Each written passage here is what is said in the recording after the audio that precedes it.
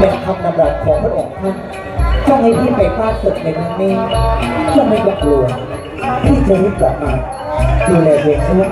ดูแลเรื่องด้วยนะน้องพี่ไปก่อนพี่ไปรีบกลับมาลงตัวได้กับพี่ล้วน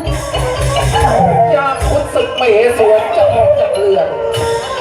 เสียงร้องของเกิดจากเป็นปริศนามันเกิดอะไรขึ้น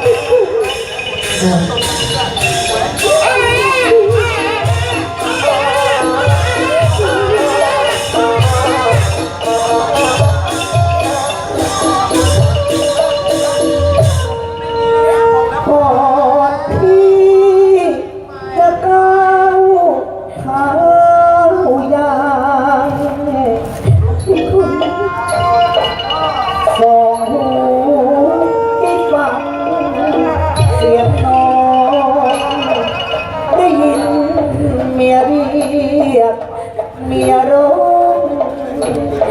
ไม่ห่างจากห้องจึงหวน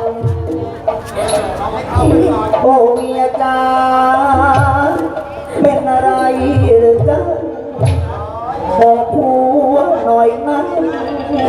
แม่นวล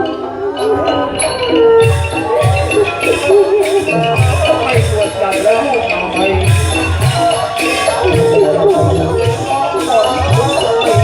จะเดิน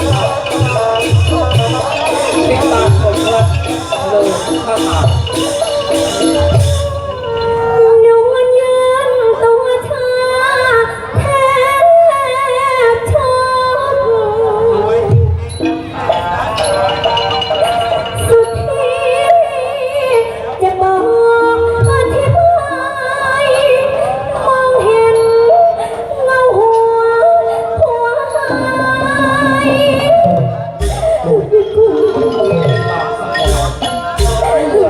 ไม่อยู่วันนี้พี่คุณโดนของนะ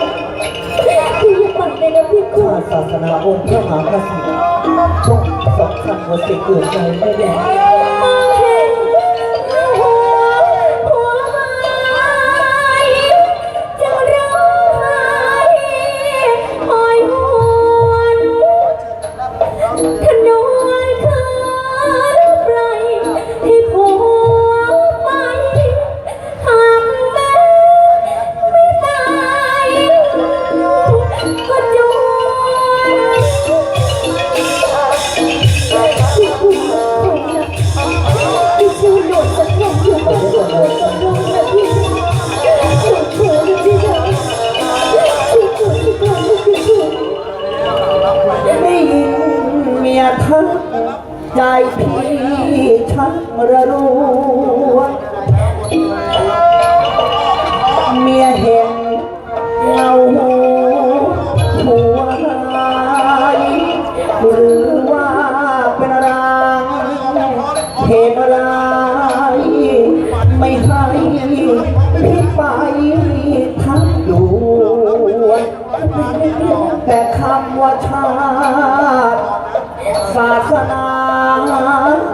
ขององค์มหากษัตริย์หากถูกตัดขั้วหัวขาดพี่ตายเพื่อชาติยอมยวนถ้าเห็นแม่ตัวกลัวตายพี่เห็นว่าไม่สมควรพี่คุณช่วยหนูสักครั้งนะพี่นะอยู่บ้านกับหนูกับลูกฉันก่อนนะพี่อย่าคุณ ได้คิดมากอย่าได้กังวลพี่จะรีบกลับไป พี่คุณหนู พี่ไปก่อนด้วย